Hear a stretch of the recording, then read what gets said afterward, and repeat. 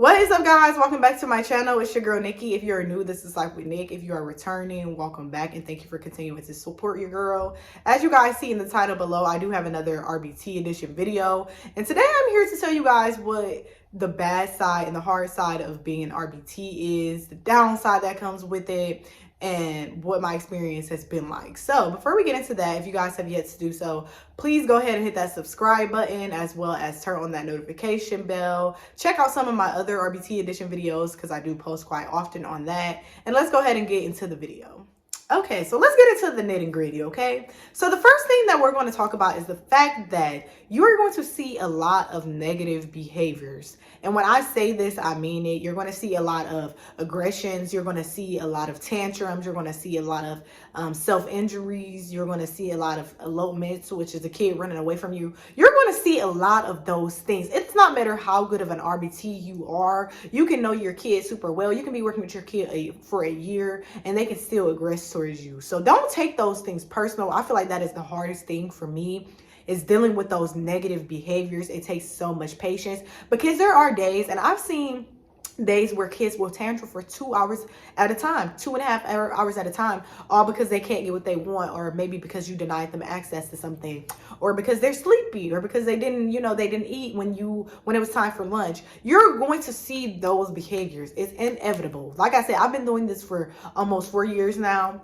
and I'm still seeing it to this day. I seen it in the beginning. I still seeing it where I currently work. It's just something that you're going to have to experience. But when you are seeing those behaviors, just remember to take a deep breath. If you need to go away and you need to get have your coworker watch your kid for 2 minutes so that you can go to the bathroom and take a deep breath and take it all in, take some time for yourself, that's okay. It's okay. At the end of the day, we are not robots. So RBTs, we are going to have issues too. We are going to become frustrated too. Now, don't stay with the kid if you're frustrated. Now, you don't want to start taking your frustration out on them, because remember, it's not their fault that they are aggressive. It's not their fault that they're tantruming. But take some time off. If you need to call off of work, and I'm not all for calling off all the time, but I would say I'm going to prioritize my mental health above everything. When you are working with people who are on the spectrum, or just people in general, I feel like sometimes you need to take a break. Sometimes you need to have that time away. So it is okay if you are dealing with constant aggressions, constant negative behaviors. Like I said, take a moment away and regather your thoughts and regather how you feel. Maybe take a mental health day and call out of work, or whatever it is, whatever you need to do in order to prioritize your mental health, because it does become really hard when you are seeing the same behaviors every day, when it's consistent, when it's every day. And a lot of times that may even have nothing to do with who you are or the kid itself. It may just have something to do with the fact that the parents aren't working with them at home, like how you are in the clinic. So when they come to the clinic and you're giving them all these targets, then they're looking at you like, look, my mama ain't making me do this at home. Why are you trying to make me do this in the center? And then they'll maybe start aggressing to you then. But that's been like the hardest part for me, is managing those negative behaviors. But one thing I will say that has been helpful for me is get to know your kid. Pairing is super important. Like I said, if you don't know a kid, they're going to look at you and be like, why are you giving me this work? Why are you asking me to do this? You haven't even played with me. You don't know what my reinforcers are. So in order for you to avoid those negative behaviors a little bit more, try to get to know your kid and try to get to know the things that they like and the things that they don't like, okay? I think that has just been super important. Another thing that has been hard about working in the ABA field is, I would say, is the consistency in the jobs. That's why I say I prefer to work in clinic, just because when I was working for companies such as in-home and stuff like that, and in school settings, a lot of times the parents, if you're coming to their house, they may look at their kid and be like, oh, my kid is asleep, cancel. My kid is sick, cancel. My kid has soccer practice and I forgot to tell you, cancel. So when those sessions are canceled, 9 times out of 10, you are not getting paid for that session. So I would say the consistency, I'm just now becoming very lucky, and like I said, I've been doing this for 4 years.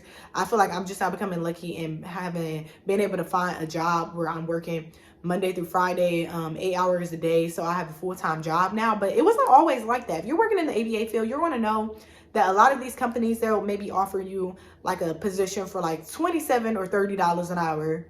And then when you start, you're excited. Hey, this is a decent amount of money. But then when you start, they're not giving you the sessions that they promise you, or they're giving you 5 hours a week versus 40 hours a week. That has happened to me, y'all. When I first moved to Georgia, I had a company offer me $25 an hour and giving me 6 hours a week, which is like, I might as well get a lower paying job at this point and work more hours because my checks were not given. So that has been a hard thing that I've come across, and I've also heard a lot of people who work as RBTs say as well. It's just finding a consistent job and being able to find somewhere to work that promises you and gives you those full 40 hours. So be aware of that. When y'all are applying to these RBT positions, make sure that y'all look at the job reviews on Indeed or wherever it is that you applied on. You know, maybe Google it on Twitter, Google it on Instagram, just to see if these people are actually getting the hours that they were promised. You do not want to take on a position and end up broke, not being able to pay your rent, not being able to pay your car note. Let's just avoid that.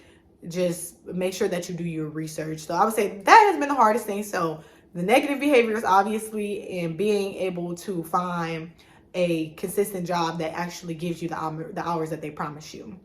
So the number 3 on my list of hard things about working in the field of ABA is the fact that when you think about it, there's not that much room for progress.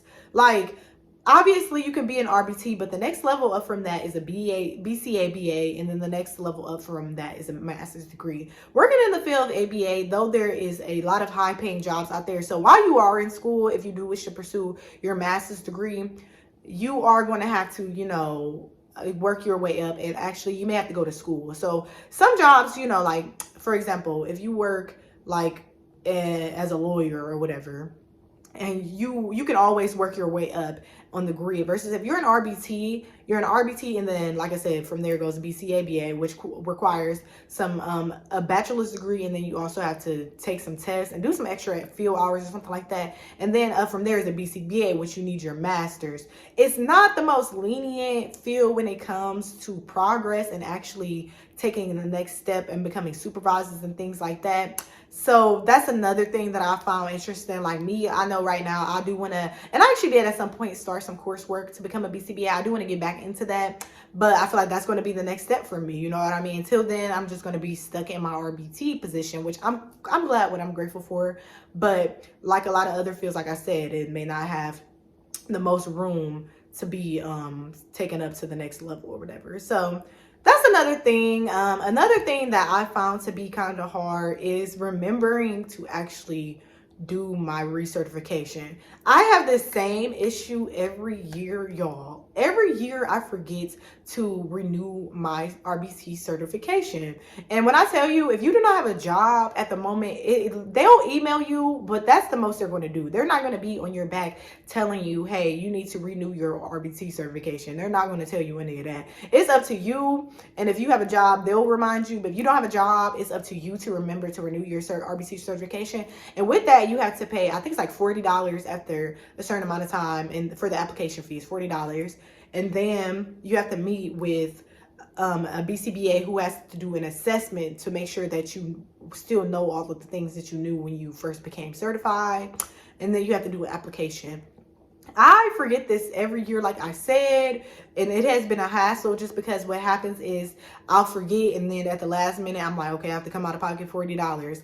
I have to find my BCBA, and she has to find time on her calendar so she can do my certification last minute. And that may just be a me thing, but I will say that it is sometimes hard to do your recertification, just because like how some people are. I feel like there's certain certifications out there that don't renew every year. Like RBT, you have to renew your art certification every year, not every 5 years, not every 10 years like how it is with a passport, every year. So that's something that you have to keep on track of, and a year comes around so fast, so just do not forget it when that time does come. So lastly on the list, we're just going to talk about the fact that when you're working in the field of ABA, you have to put everybody else's needs above yours. And in life in general, that's just never easy to do.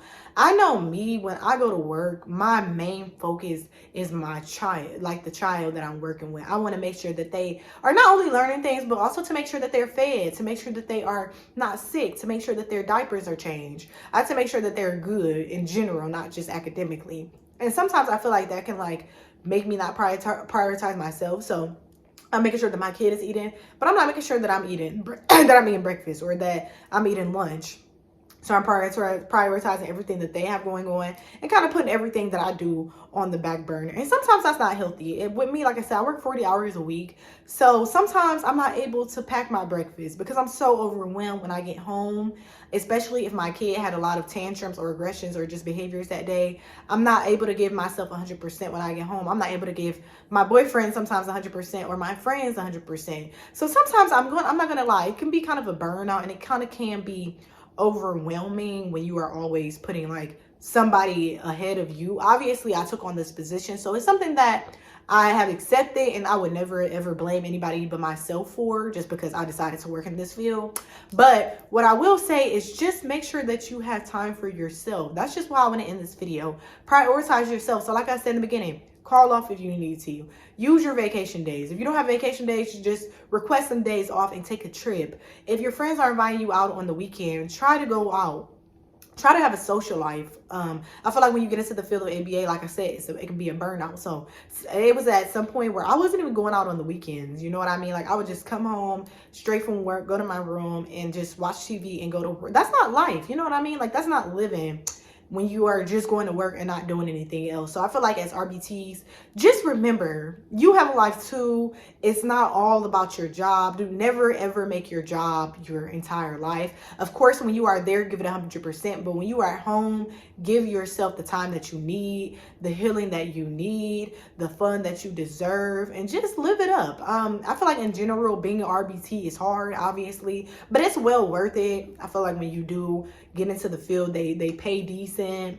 They make sure that they help you if you do want to go to school. They push that on you, and it's a good field to work in. But I just want to keep it 100% honest with you guys. If you're thinking about it, it can be overwhelming and it can be hard. It's not something that you're going to go into and just sit down behind your desk and just sit there. You're going to have to be hands-on. You're going to have days where you may not be 100%, but your kid is. So your kid is bouncing off the walls and you just want to sit at your table and have your kids sit there and do whatever they do. But that's not something that you want to make a habit. You want to make sure that you are going to work and you're giving 100%. But in the end, make sure that you're giving yourself 100% as well. So I hope you guys enjoyed this video. Please let me know if you guys would like to see me do any other videos on the RBT topic. I do have a few people commenting every now and again asking me questions. So if you are somebody who has a certain question or a certain topic that you would like for me to cover, go ahead and comment below. You also can subscribe to my channel. Follow me on Instagram if you have any questions. Give this video a thumbs up. Turn on that notification bell, and I will see you guys next time. Bye.